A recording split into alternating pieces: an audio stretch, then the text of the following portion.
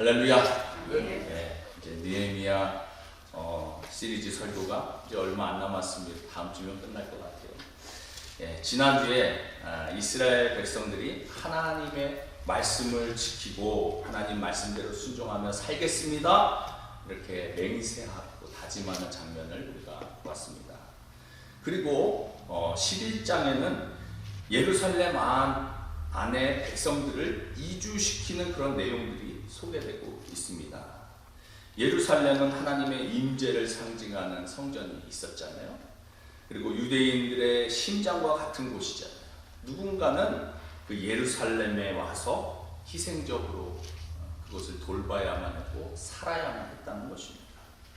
예루살렘을 지켜야만 했다는 것이죠. 느헤미야 11장에 보면 예루살렘에 이주하는 사람들의 명단이 쭉 소개가 되어 있고요. 그리고 오늘 본문 12장에 보면은 성벽 봉헌식을 기쁨과 감사로 드리는 장면이 나오게 됩니다. 오늘 본문에 보면 이 축제 소리가 얼마나 컸던지 예루살렘 근방에 사는 사람들이 소리가 들릴 정도로 웃음과 찬양과 기쁨의 소리가 가득했다 말하고 있어요. 오늘은 감사의 축제라는 제목으로 말씀을 선포하고자 합니다.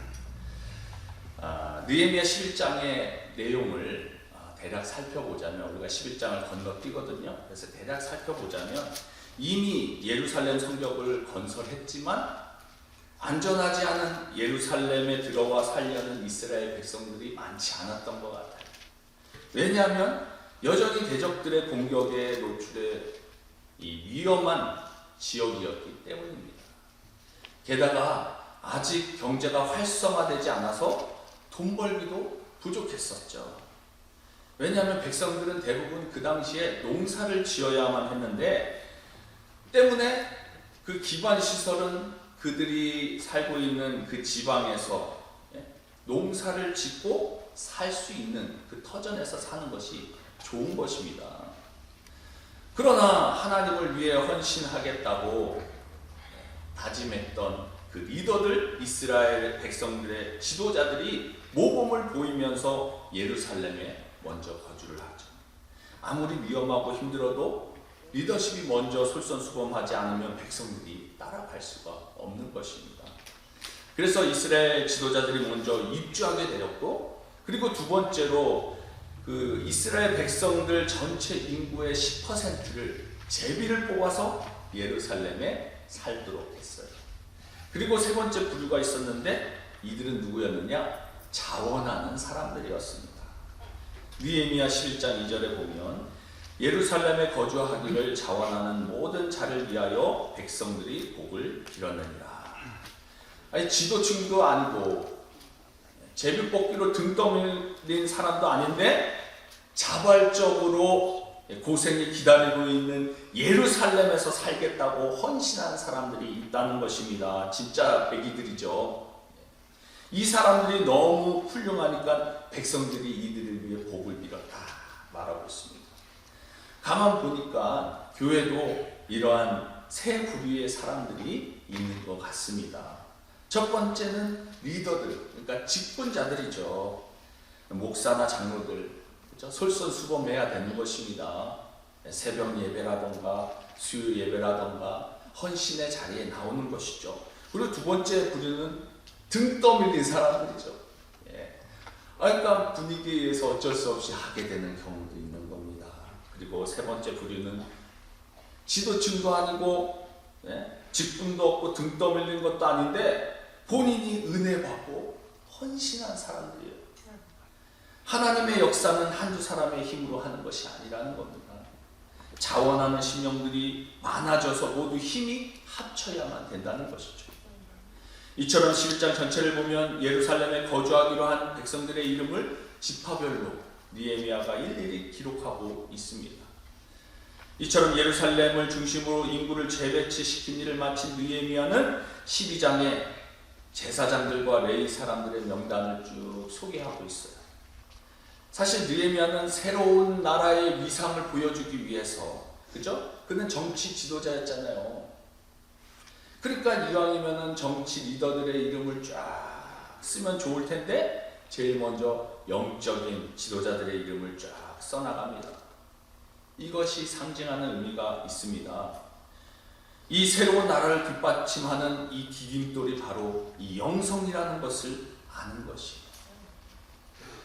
나라를 위해 기도하고 나라를 위해 이끌어가는 것은 영적인 리더들의 기도의 힘이라는 것을 아는 것입니다.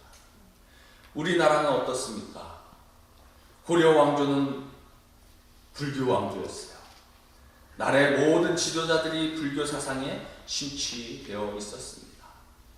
이후 조선 왕조는 유교 왕조였습니다. 나라의 지도자들이 전부 다 유교 정신으로 다스렸죠.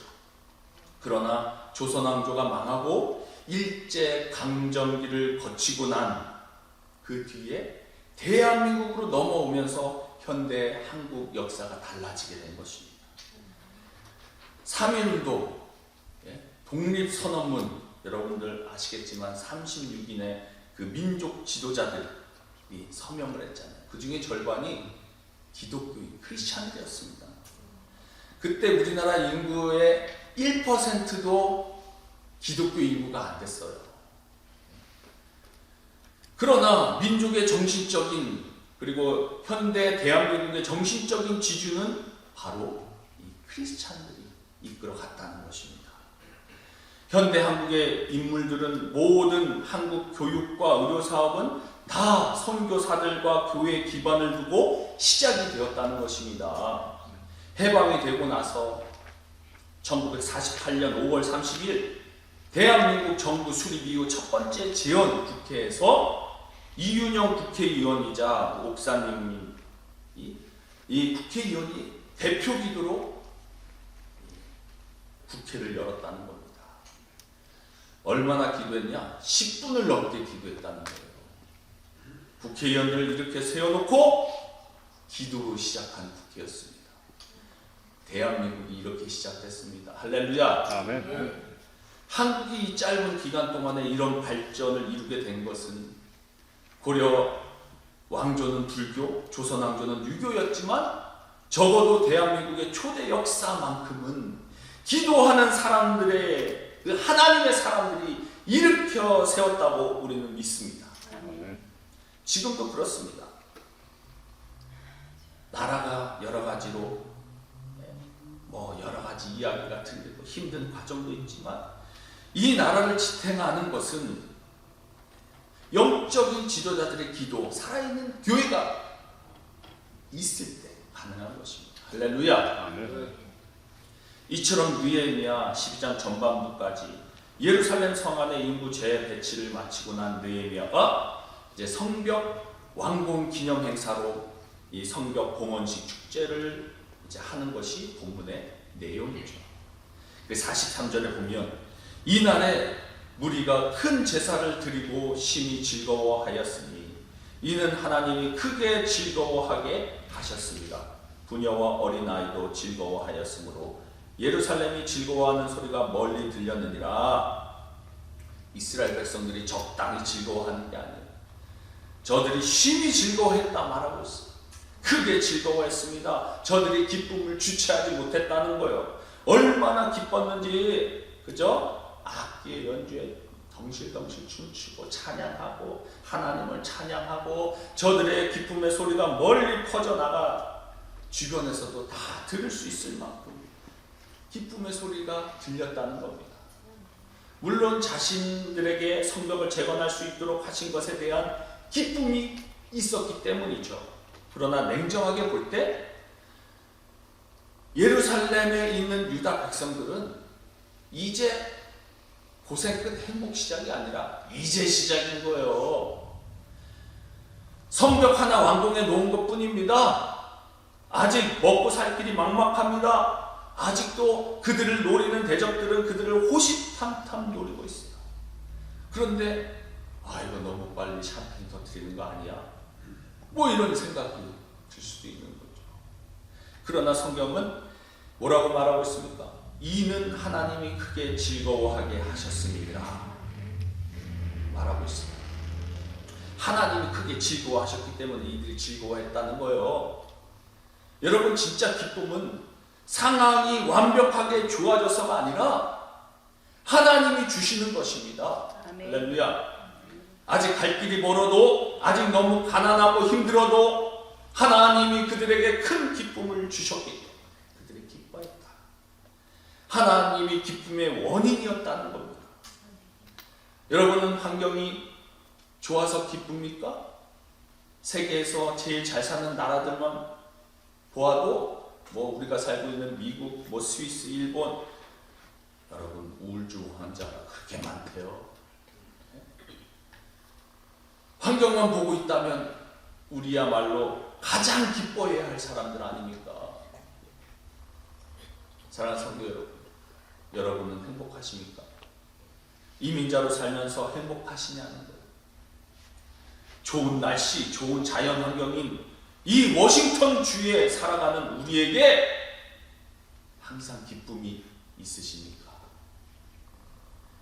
행복과 기쁨은 다릅니다. 행복은 여건과 환경에서 온다면 기쁨은 하나님에게서 오는 거예요. 환경은 날마다 바뀝니다. 문제는 하나님이 기쁨을 주시면 환경을 초월해서 기뻐할 수 있습니다. 루마니아에 리처드 범브란트 목사님이 계셨습니다. 이분은 공산치하에서 14년 동안 온갖 박해와 고난과 고문을 받았습니다. 14년 동안 옥살이를 했어요. 그가 오랜 기간 감옥에서 독방생을 하다가 풀려나는 날 이렇게 고백을 했다고 합니다. 감옥에서 보낸 횟수가 너무 긴 것으로 여겨지지 않았던 것은 홀로 독방에 갇혀 있으면서도 믿음이나 사랑을 넘어선 어떤 기쁨을 하나님 안에서 발견하였기 때문이다. 여러분, 감옥에서 14년 동안 보냈어요. 온갖 고문과 박해를 받았습니다. 실패와 좌절을 경험했을 거고 외로움과 고독에 시달려야 했을 것입니다. 근데 그가 감옥에서 주님이 주시는 기쁨을 누릴 수 있었다 고백하는 거예요. 여러분 잘 기억하시기 바랍니다. 범브란트 목사님은 무엇 때문에 행복하다고 말하는 것이 아니라 주님 때문에 기뻐할 수 있었다 말하고 있습니다. 무엇을 소유했기 때문에 행복했다고 말하는 것이 아니라 주님을 소유했기 때문에 기뻐할 수 있다고 고백하는 겁니다. 하박국 3장 17절 18절 우리가 잘 아는 말씀이죠. 비록 무화과 나무가 무성하지 못하며 포도나무에 열매가 없으며 감람나무에 소출이 없으며 밭에 먹을 것이 없으며 우리의 양이 없으며 외양간에 소가 없을지라도 나는 여호와로 말미암아 즐거워하며 나의 구원의 하나님으로 말미암아 기뻐하리로다. 아멘. 네. 이것을 오늘날 그 버전으로 하면 어떻게 되겠습니까? 나는 아직 장가도 못 가고 결혼도 못 하고 직장도 못 잡았고 몸에 병도 있고 사랑하는 사람에게 배신을 당했을지라도 나는 여호와로 인하여 기뻐하리로다. 여러분 진짜 기뻐하실 수 있으세요? 아직도 이스라엘 백성들은 가야 할 길이 멉니다. 성벽 하나 재건한 것 가지고 이렇게 기뻐하기에는 좀 우스꽝스럽죠. 이스라엘 백성들이 모든 것을 다 이뤘기 때문에 기뻐하는 것이 아니라 하나님이 그들에게 성벽 재건의 기쁨, 예배 회복의 기쁨, 하나님 중심으로 사는 삶의 기쁨, 성벽 봉헌식을 올려드리는 기쁨, 하나님이 그들의 삶의 기쁨의 근원이시기에 하나님으로 인하여 기뻐했다고 말하는 겁니다. 느헤미야가 성벽 봉헌식 축제를 어떻게 진행했을까요? 31절에 보면 이에 내가 유다의 방백들을 성벽 위에 오르게 하고, 성벽 위에서 이제 다 올라가는 거예요. 또 감사 찬송하는 자의 큰 무리를 둘로 나누어, 그 무리를 둘로 나눈 거죠. 성벽 위로 대오를 지어 가게 하는데 한 무리는 오른쪽으로 분문으로 향하여 가게 하니 나머지 한쪽은 왼쪽으로 가게 하는 거죠. 그 무리를 둘로 나누어 성벽 위를 지나가게 하는 겁니다. 한 무리는 오른쪽으로, 한 무리는 왼쪽으로 이렇게 가면 어떻게 되는 거예요? 가운데서 딱 만나는 거죠. 서로 만나면 어떻게 하겠습니까? 하이파이브 치고 서로 부둥켜 안고 기뻐하겠죠? 하나님을 향한 기쁨을 가지니까 이 축제 가운데 서로 부둥켜 안고 이 도구가 되는 겁니다. 예? 여러분, 하나님이 성전에서 축제하지 않고 굳이 성벽으로 올라가야 했는가? 성벽으로 왜 올라가라고 하셨을까? 굳이 왜 성벽 위로 올라가서 백성들이 그 성벽 위를 밟으면서 왜 이렇게 기뻐하게 하셨을까? 이렇게 하신 이벤트에는 이유가 있습니다. 그들이 고생을 하면서 기적같이 정말 완공한 이 성벽 위를 걸으면서 그들에게 주어진 승리가 무엇인가 인식하게 한 겁니다. 대적들의 끈질긴 반대와 공격이 있었지만 하나님의 은혜로 성벽 위에서 시청각 교육을 한 거예요. 네, 시청각 교육. 야, 이런 성벽을 우리가 건축하게 하신 것이 놀랍다는 겁니다. 또 성벽 위로 행진한 이유가 있었습니다. 대적들의 비방을 잠재우기 위함이었어요. 이전에 대적들이 이렇게 비웃었잖아요. 야, 저들이 쌓는 성은 여호가 올라가도 무너지겠다. 그런데 그들에게 이제 수만 명의 이스라엘 백성들이 그 성벽 위에 올라가서 막 잔치를 벌여도 끄떡없는 성벽의 튼튼함을 보여주는 것을 선포하는 거죠. 원수의 목전에서 상을 베푸시는 여호와의 영광을 보여주는 것입니다. 하나님의 백성들이 찬양하면서 이 성벽 위를 밟으면서 뭘 선포하겠습니까? 이 성벽은 하나님이 지으신 것이다. 그러므로 음부의 권세가 해하지 못할 것이다. 시편 127편 1절에 여호와께서 집을 세우지 아니하면 세우는 자의 수고가 헛되며 여호와께서 성을 지키지 아니하시면 파수꾼에 깨어 있음이 헛되도다. 이 성은 하나님이 지으셨고 하나님이 지키시는 성벽이니까 너희들은 꼼짝 못한다.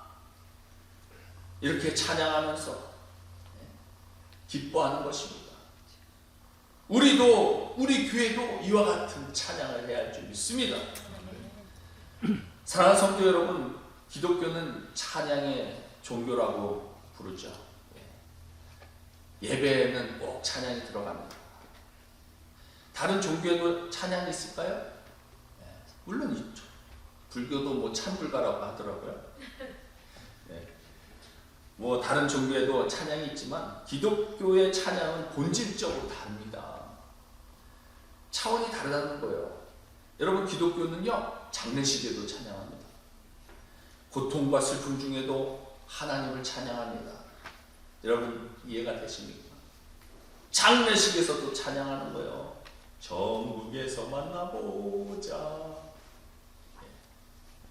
부활의 소망, 천국의 소망을 가졌기에 슬픔 중에도 사랑하는 자와 이별하는 순간에도 하나님을 찬양하는 것입니다. 어떻게 장례식에도 찬양할 수 있습니까? 하나님이 우리의 아버지가 되시기 때문에. 우리는 예수 그리스도 십자가에서 나를 위해서 피를 흘리신 예수 그리스도의 사랑을 경험했기 때문에 그렇습니다. 하나님을 아버지로 모시고 십자가 사랑을 경험한 사람들은 슬픔 중에서도 죽음 앞에서도 찬양할 수 있는 줄 믿으시기 바랍니다. 우스개 이야기가 있는데, 여러분, 낙하산과 얼굴은 펴지지 않으면 죽는다는 말이 있습니다. 얼굴 펴시고 사시기 바랍니다. 세상에는 억지로 거울 보면서 웃으라고 하잖아요. 기뻐하라고 말합니다. 그러나 우리 기독교인들은 억지로 기뻐하는 것이 아니라 하나님께 감사하기 때문에 기뻐하는 거예요. 하나님께서 예루살렘 성벽을 건축할 수 있도록 해주셔서 감사합니다. 앞으로도 해야 할 일이 많지만 하나님이 계속 승리를 주실 것을 믿음으로 끌어당기는 거죠. 여러분은 너무 멀고 큰 목표만 보느라 작은 승리에 감사를 잊어버리고 살아가지 않으십니까? 너무나 당연하게 여기고, 그렇죠? 기쁨의 축제를 잃어버리는 그러한 순간들이 너무 많지는 않냐는 거예요. 순간순간 작은 기도의 응답에도 감사하고 기뻐하는 습관을 가지는 저와 여러분들 되시기 바랍니다.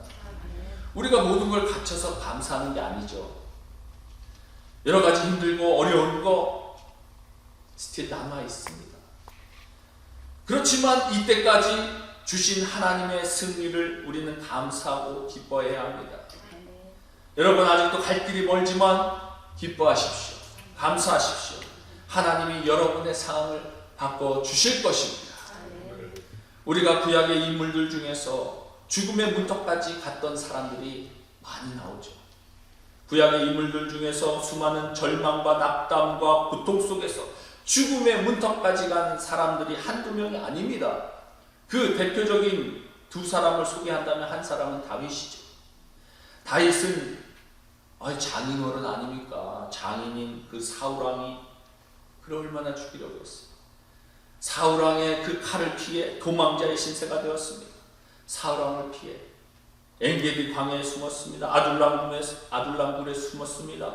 그런데 그가 목숨을 끝까지 붙잡을 수 있었던 까닭은 무엇입니까? 그가 끝까지 살아남을 수 있었던 이유가 무엇일까요? 그가 적절한 때에 요새에 잘 숨어들었기 때문에, 굴에 숨어들었기 때문입니까? 아니면 적절한 때에 블레셋 군대가 쳐들어와서 사울의 군대를 철수할 수 있었던 행운 때문입니까? 아닙니다. 그가 사울의 칼을 피해서 끝까지 살아남을 수 있었던 이유는 그가 굴이나 요새를 찾아서가 아니라 하나님이 그의 요새가 되어주시고 피난처가 되어주셨기 때문입니다. 하나님이 그의 인생의 보호자가 되어주시고 반석이 되어주시고 요새가 되어주시기 때문에 그렇다는 겁니다. 그래서 여러분 시편을 보면 다윗의 고백에 이런 말이 많이 있잖아요. 여호와는 나의 피난처시다. 하나님이 나의 요새시다. 그가 굴을 찾아서 살아남을 수 있었던 것이 아니라 하나님이 그의 요새가 되어주셨기 때문에 살아남을 수 있었다는 것입니다. 그래서 다윗은 시편을 통해 피난처이신 하나님을 감사 찬양을 올려드립니다. 또 구약 인물 중에 죽음의 문턱까지 갔다 살아난 사람이 있습니다. 나오미입니다. 나오미 잘 아시죠? 그 유대인이잖아요. 베들레헴에 살았습니다. 베들레헴에 큰 흉년이 들었어요. 나오미와 그의 가족들이 이 베들레헴에서 더 이상 먹을 것이 없어서 흉년으로 인해 먹고 살기 위해 이방 땅 모압으로 이주를 합니다. 그런데 그곳에 이주한 후에 끔찍한 일들이 벌어집니다. 사랑하는 남편이 죽었어요. 졸지에 바보가 됐어요. 얼마 뒤에 두 아들이 장가를 갔는데 두 아들도 죽게 됩니다. 두 아들의 며느리가 그녀처럼 졸지에 가부가 된 거예요. 후손을 이을 자녀들도 없습니다. 끝없는 절망과 고통과 실패 가운데 살았던 인물이 나오미죠. 그런데 나오미가 며느리 룻과 함께 베들레헴으로 돌아왔습니다. 왜 그녀가 베들레헴으로 돌아왔을까요? 그 룻기 1장 6절에 이렇게 기록하고 있습니다. 그 여인이 모압 지방에서 여호와께서 자기 백성을 돌보시사 그들에게 양식을 주셨다함을 듣고 이에 두 며느리와 함께 일어나 모압 지방에서 돌아오려 하여. 그 여인이, 여기서 그 여인이 누구예요? 나오미죠. 모압 지방에서 여호와께서 자기 백성을 어떻게 하셨다고요? 돌보시사. 나오미가 모압에 살면서 하나님께서 자기 백성을 돌보셨다는 소식을 들은 겁니다. 여기서 돌보셨다는 단어는 히브리어로 파가드라는 단어인데 방문했다. 하나님이 방문하셨다는 뜻이, 찾아오셨다는 그런 뜻입니다. 나오미는 모압 땅에서 하나님이 자기 백성들에게 찾아왔다는 소식을 들은 거예요. 사랑하는 성도 여러분, 하나님이 찾아오시자 흉년이 끝났습니다. 하나님이 찾아오시자 베들레헴 땅에 양식이 공급이 되었습니다. 하나님이 찾아오시자 이스라엘 백성들 삶의 고통과 슬픔이 사라졌습니다. 하나님이 찾아오시자 닫혔던 미래가 열렸습니다. 하나님이 그 땅에 다시 찾아오시자 저들이 다시 소망을 붙잡게 되었던 것입니다. 하나님이 다시 찾아오시자 나오미가 약속의 땅으로 돌아왔습니다. 그녀와 룻이 다시 소망을 붙잡게 되었습니다. 하나님이 다시 찾아오시자 그들의 삶, 고통의 삶이 변하여 축복의 삶이 되었습니다. 사랑하는 성도 여러분, 우리 우리의 삶에 때론 흉년이 들 수 있습니다. 기근이 찾아올 수가 있습니다. 원치 않은 질병에 노출될 수 있습니다. 실패를 거듭할 수 있습니다. 고통과 좌절 속에 실패할 수 있습니다. 심지어 죽음의 문턱까지 갈 수도 있습니다. 그런데 여러분 잊지 마시기 바랍니다. 그런 삶의 현장에 우리를 찾아오시는 분이 계십니다. 바로 예수 그리스도이십니다. 할렐루야. 예수님이 찾아오시면 우리의 좌절과 슬픔에서 일어날 수 있습니다. 예수님이 찾아오시면 우리가 사망의 권세를 물리치고 부활의 소망을 가질 수 있습니다. 예수님이 찾아오시면 도저히 감사할 수 없는 상황 중에도 감사할 수 있습니다. 예수님이 찾아오시면 우리는 어떤 상황 중에서라도 소망을 붙잡을 수 있습니다. 왜냐하면 예수 그리스도가 우리의 소망 되시기 때문입니다. 우리의 삶에 찾아오시는 분 예수 그리스도이십니다. 2000년 전에 예수 그리스도가 우리의 삶에 찾아오셨습니다. 그 주님이 오늘도 우리와 함께 해주십니다. 그 부활의 주님이 우리의 삶에 함께 하셔서 우리의 눈에 눈물을 닦아주십니다. 실패해서 우리를 일으켜 세워주십니다. 우리에게 용기를 주시고 격려를 주시고 상한 마음을 치료해 주시고 우리에게 새로운 힘을 허락해 주십니다. 그런데 여러분 아십니까? 이제 때가 되면 그 주님이 다시 오실 것입니다. 재림의 주님으로 다시 오십니다. 그 주님이 다시 오시면 우리는 모든 실패와 좌절을 영원히 떨쳐버릴 것입니다. 그 재림의 주님이 다시 오시면 우리는 그 영원한 날에 영원 복락을 누리게 될 것입니다. 그 주님이 다시 찾아오시면 우리는 영원한 그 소망을 붙잡고 살아가게 될 것입니다. 우리의 삶의 알파와 오메가 되시는 주님이 다시 오시면 우리는 영원토록 하나님을 경배하면서 하나님께 존귀와 영광을 올려드릴 수 있습니다. 그러므로 사랑하는 성도 여러분, 이미 우리의 삶에 오신 그 예수님, 지금도 우리와 함께 하시는 예수님, 장차 재림의 주로 다시 오실 그 예수님을 바라보시며 기뻐하며 사시기 바랍니다. 이스라엘 백성들이 하나님의 전에서 성벽 공헌식을 드리면서 하나님 중심으로 살았듯이 우리가 예수님 바라보며 예수님 중심으로 사시길 바랍니다. 세상을 향했던 우리의 시선을 주님께 고정시키시기 바랍니다. 주님을 바라보시고 감사함으로 기뻐하며 사시기 바랍니다. 그리할 때 하나님께서 우리에게 새로운 믿음과 용기와 지혜를 허락해 주셔서 어떤 상황에서도 감사하는 하나님의 사람으로 만들어 주실 것입니다. 그리고 우리의 헌신과 감사를 통해 큰 영광을 받으실 것입니다. 우리의 삶 가운데 감사의 축제가 날마다 일어나실 수 있기를 주님의 이름으로 축원드립니다. 기도하겠습니다. 사랑과 은혜가 풍성하신